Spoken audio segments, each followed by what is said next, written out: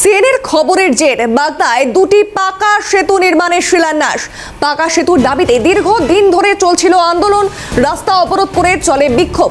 সাংসদ মমতা বালা ঠাকুরের উদ্যোগে শিলান্যাস, খুশি এলাকার বাসিন্দারা। প্রতিনিধি জ্যোতির্ময় চক্রবর্তী কি প্রতিবেদন তুলে ধরেছে দেখব। আমরা রয়েছি সিংদানি গ্রাম পঞ্চায়েতের রাঘবপুর এলাকায়, অর্থাৎ আমরা যদি দেখাই ওপারে রাঘবপুর এপারে সিংদানি, আর তার মধ্যে ভাঙা কাঠের দুর্বল সেতু, যে সেতু নিয়ে দশকের পর দশক আন্দোলন চলছে শুধুমাত্র কংক্রিটের সেতুর দাবিতে। অবরোধ, বিক্ষোভ পরে মৃত্যুর ঘটনা পর্যন্ত এখান থেকে অতীতে ঘটেছে। শুধু মিলেছে প্রতিশ্রুতি, শিলান্যাস হয়েছে, কিন্তু সেতু আজও রূপায়িত হয়নি। বাসিন্দাদের অভিযোগ, শিলান্যাস হয়েও কেন সেতু হলো না, তাই তারা কিন্তু এই শিলান্যাসে ভরসা রাখতে পারছেন না। তাদের দাবি যে শিলান্যাস নয়, এবার ভোটের আগে চাই পাকা কংক্রিটের সেতু, যে সেতু দিয়েই রাঘবপুরের মানুষ হেঁটে ভোট দিতে আসবে সিংদানিতে। আর সেই আশা নিয়েই এবারের উদ্বোধনী অনুষ্ঠানে, এবারে শিলান্যাসে কিন্তু গ্রামের মহিলারা এসে উপস্থিত হয়েছেন। বাগদা থেকে জ্যোতির্ময় চক্রবর্তী, ক্যালকাটা নিউজ।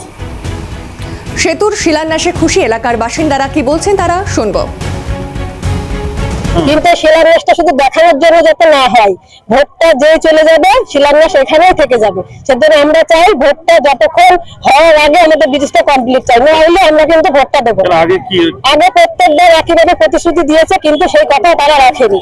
সেজন্য শিলান্যাস হয়েছে, রঙও করতে এসেছে, কিন্তু আমি এবার সরকারের কাছে অনুরোধ এবং সবার কাছে অনুরোধ, এবার যাতে ভোটের আগে অন্তত ব্রিজটা হয়। আমি জনগণের জন্য আন্দোলন করেছি, তা সেই আন্দোলনে প্রথম সাড়া দিয়েছিলেন সিএন চ্যানেল থেকে। ওনাদের মাধ্যমে আমি সারা পশ্চিমবঙ্গের কথাটা ছড়িয়ে দিতে পেরেছি যে এই ব্রিজ আমাদের প্রয়োজন।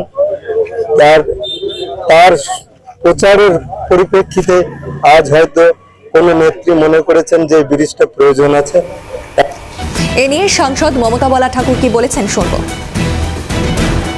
আমি কখনোই প্রতিশ্রুতি দেই না, আমি কাজে বিশ্বাসী এবং মাননীয় মুখ্যমন্ত্রী মমতা বন্দ্যোপাধ্যায় তার অনুপ্রেরণায় আজকে রাজ্যসভার যে এমপি কোটা, তার থেকে আজকে রাঘবপুরের যে ব্রিজ 1,36,28,000 টাকা স্যাংশন হয়েছে, এবং তার সঙ্গে আরেকটা ওখানে হয়েছে বাগিতে একটা 40 লক্ষ সামথিং, তার কিছু বেশি দিয়ে, সেটাও আজকে উদ্বোধন। মানুষের জনগণের চাহিদা এটা সত্যি খুব দরকার ছিল, যে মেন রাঘবপুরের যেটা এদের দীর্ঘদিনের চাহিদা, সেটা অনেক সময় হয়নি, কিন্তু অর্থেরও একটা বড় রকমের প্রয়োজন।